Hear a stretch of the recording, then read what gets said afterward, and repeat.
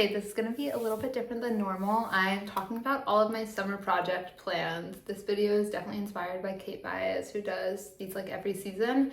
And I just have so many ideas of things that I want to make for this summer. It just felt right to make a video inspired by that. So I'm going to be covering like thrift flips, crochet, knitting ideas. I also really want to get back into sewing and even some like home DIYs because I'm moving in the next couple weeks, and it's just like making me feel really inspired for like home decor, interior design, that kind of stuff. But let's get into it. So starting with thrift flips, one of the first things that I really want to do is find really simple cotton pieces, whether it's a little tank top or a nightgown or dress or like little white cotton shorts, whatever it is, and embroider little personalizations and details on them, whether it's a little floral motif. There's this one Lucia dress that really convinced me that I was like, I need to do something like this. But also I love the idea of adding little monograms to things.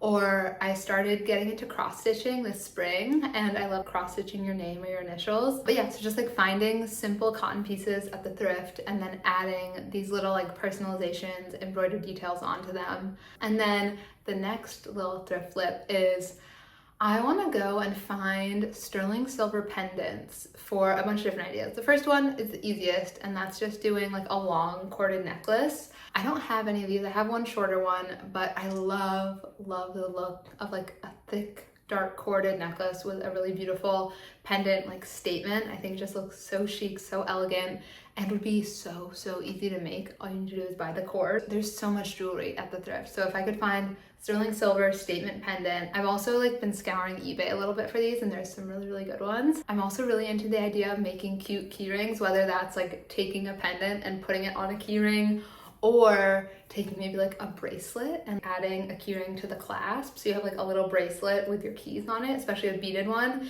I think would be so cute. I saw this one picture on Pinterest that really gave me this idea. I was like, that's so good. Or like even a long beaded necklace and turning it into a keyring, I think would be so cute. And in the same vein of beads, I love the idea of adding little beads to like a tank top, whether you're putting them on the straps and then like resewing them, or even just tying them if you don't feel like resewing them. Depending on the fabric, I feel like that could still work. Or you could tie it in a way where like the knot is inside in the back so you don't see it. Also adding little like embroidered beaded edging and stuff. I think it'd be so cute to add a little beading along the neckline or the hem or the sleeves, whatever. I just like love little beaded details. The next thrift flip, which is kind of in the same vein of just like adding these little extra details to make things feel a little more unique, a little more interesting, is adding grommets or studs. Because I think it's basically the same process for both, which is like you have a hammer and then the correct other tool to hammer into. Because I've been seeing so many things with grommets or stud details all over the place, and I feel like it would just be so easy to make those. Like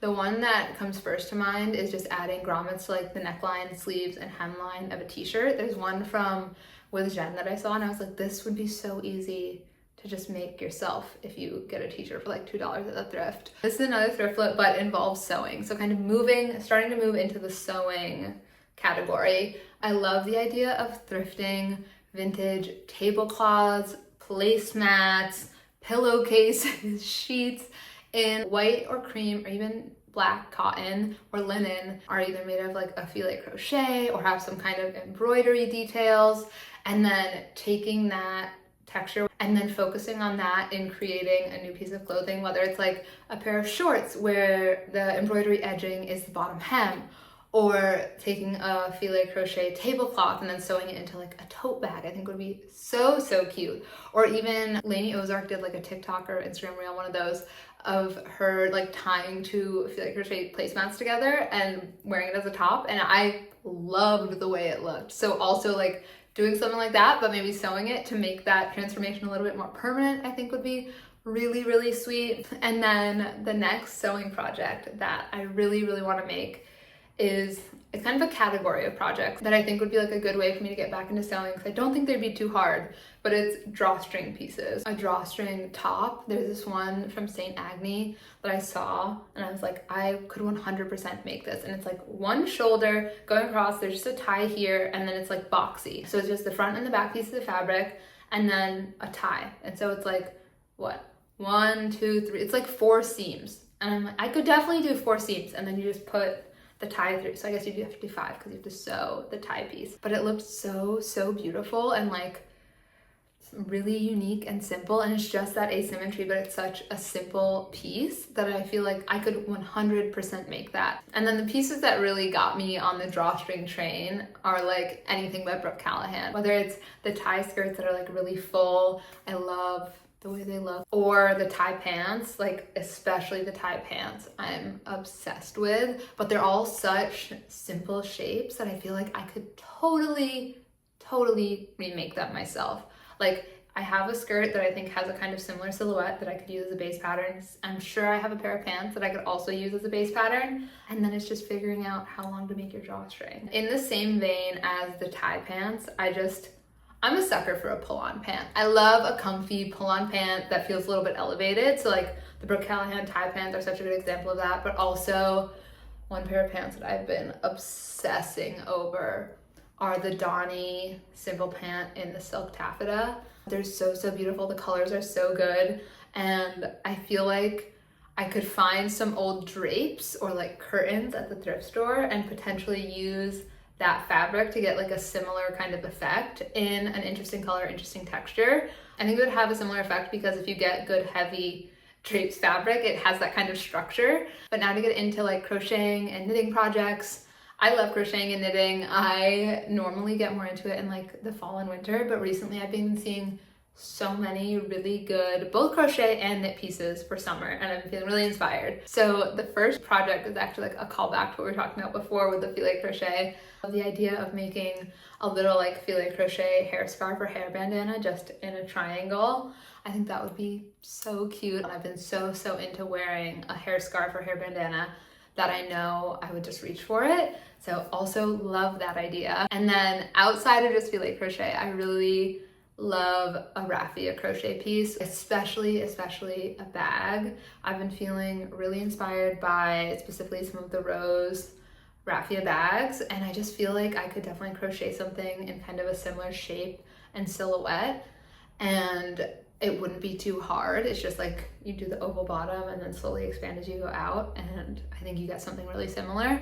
So I want to get some raffia yarn so that I can do that. And I also specifically like the idea of a darker brown raffia instead of the classic kind of like golden or more like light straw color. I love the look of the dark brown raffia. So I think either doing a thinner one that's almost like a fan shaped bag, or doing one where you're doing like multi-strand to get a really thick weave. There's this one older the row bag that has something similar to that. I think it's like woven or knotted, not crocheted, but I feel like I could get a similar effect because I've been really digging into crochet stitches that look similar to that, and I think I found some. So I also love the idea of making something like that.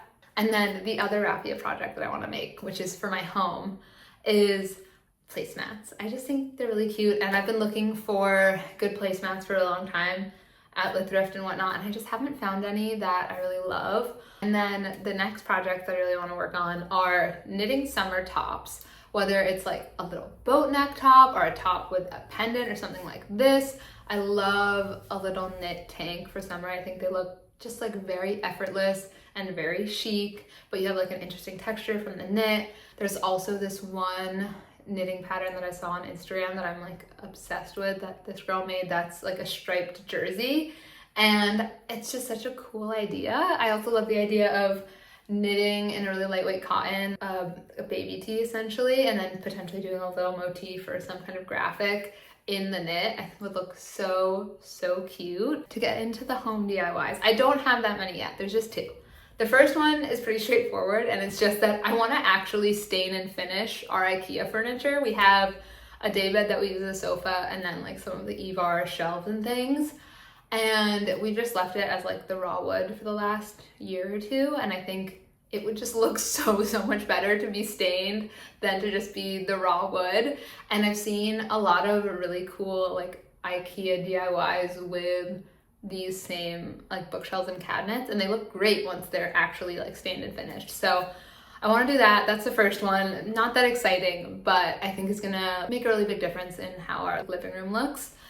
And then the other one that I am really excited about and feels like a little bit more creative is I've been seeing so many cool mats on Pinterest for like framed art and prints. And I love the idea of going to the thrift, finding some little prints or like unique art pieces. And I also have a ton of art that I just don't have framed and haven't been hanging up. So also finding like potentially thrifting frames for those, and then finding really cool fabrics or just like interesting materials to use as mats. I've seen so many different colorful ones. I love like an off-center mat. I also have seen some really cool ones where they did like a thin piece of wood as the mat or like as the background, and then they stick a photo or a print on top of that. I think that especially looks good with like a chrome frame. I love the chrome and the wood together. And I think like that would be such a fun way to like further personalize the art you have in your house, and also potentially to like play with colors and patterns in ways that you might not necessarily think of within your home. But those are all of my summer project plans. And I think I might make some like tutorials as I go through some of the different projects. I definitely want to do like a thrift flips video with some of the thrifting projects. So those will be incoming as we get further into summer, and especially after I move and things like settle down a little bit, I'll get more into those too. But thank you so much for watching. If you like this, please give it a thumbs up and subscribe if you're not subscribed yet. Also, if you want to see things I'm doing on TikTok, I'm putting outfits, thrifting bits, and maybe I'll start doing some of the project stuff too over there a couple times a day. But if you just want like, you're like, that's too much. I don't want that much. I just put like daily outfits, little bits of life, that kind of thing on my Instagram stories almost every day. But yeah, thanks so much, and I'll see you next time. Bye.